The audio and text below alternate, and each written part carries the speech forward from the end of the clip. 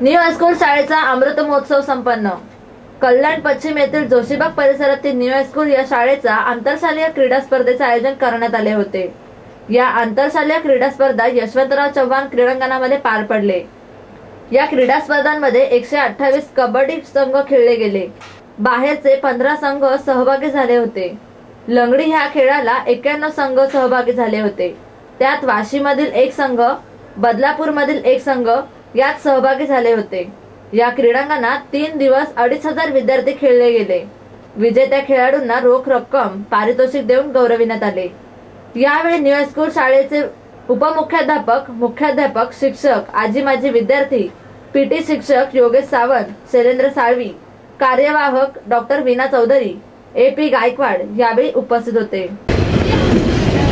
General education institute Dadar या संस्थेची new high school कल्याण आणि ज्युनियर कॉलेज ही एक शाळा। कल्याण परिसरामध्ये आमच्या 2 शाळा आहेत, एक सुभेदारवाडा आणि न्यू हायस्कूल कल्याण ज्युनियर कॉलेज आणि सेकंडरी स्कूल। या शाळेचं अमृत महोत्सवी वर्ष आहे आणि या अमृत महोत्सवी वर्षानिमित्त आजपर्यंत विविध कार्यक्रम आम्ही घेतले। शुभारंभाचा एक मोठा सोहळा पार पडला।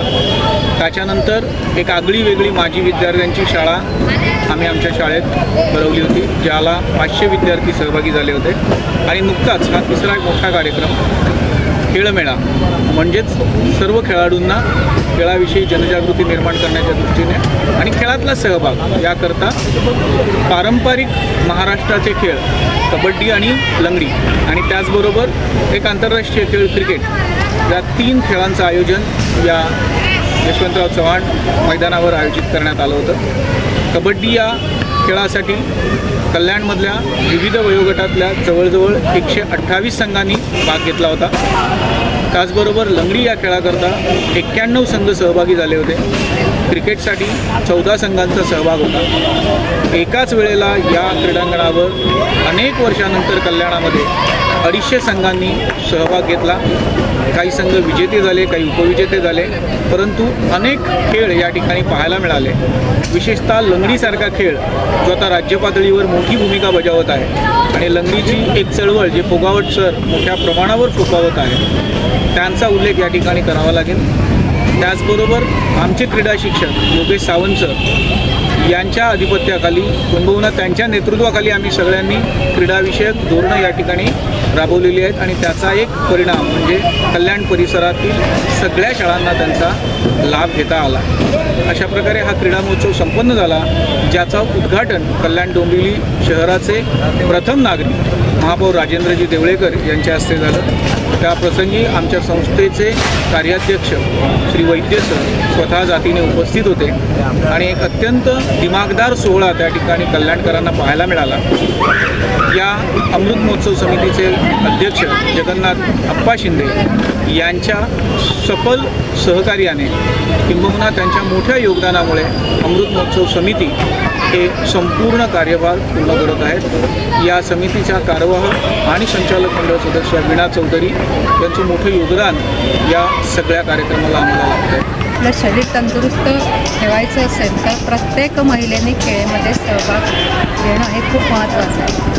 ते खेळलीच पाहिजे आणि ही जी सुरुवात आहे ती तिने शालेय जीवनापासूनच केली पाहिजे। तर असं म्हणेन की प्रत्येक शाळेमध्ये खेळासाठी काही स्पेसिफिक पिरियड ठेवणं हे खूप आवश्यक आहे। ठेवले जातात पण त्याकडे त्या प्रमाणात पाहणं, त्या दृष्टिकोनातून पाहणं खूप आवश्यक आहे। बऱ्याच ठिकाणी तसे जर ट्रेनिंग किंवा कोच मिळाले तर निश्चितच महिला कुठल्याही क्षेत्रात मागे नाही आणि याच्या पुढे उत्तम ट्रेनिंग मिळालं तर नक्कीच महिलासुद्धा उत्तम खेळामध्ये कामगिरी करू शकते, याबाबत माझी खात्री आहे आणि आमची खात्री आहे माझी। धन्यवाद। मुली होत्या, लंगडीमध्ये मुली होत्या, क्रिकेटमध्ये दुर्दैवाने मुलींचा संघ उतरला नाही, पण उतरला असता तर मी स्वतःसुद्धा खेळले असते। म्हणजे तुम्हाला क्रिकेट खेळता येतं?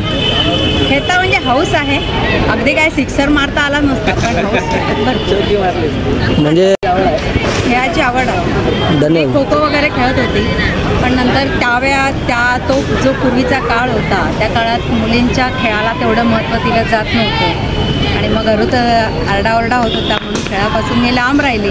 पण पण खेळण्याची इच्छा आहे अजून. जरी वय वाढलेलं असेल तरी खेळाचा चान्स मिळाला तर मी भिवंडीमध्ये पण सोडत नव्हती. राष्ट्रीय क्रीडापटूमध्ये आत्ता एक विद्यार्थी आमचा जाऊन आला, भावेश म्हात्रे म्हणून आहे. तो राष्ट्रीय कुस्तीपटू आहे. आणि त्याच्या आधी आमची एक पोलीस डिपार्टमेंटमध्ये आमची माझी विद्यार्थिनी आहे, ती पण रुजुता पाटील म्हणून आहे, ती कबड्डीपटू आहे.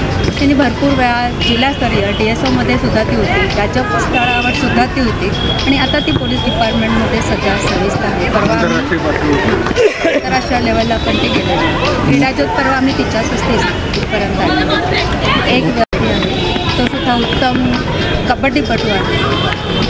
Bureau report, discovery TV news.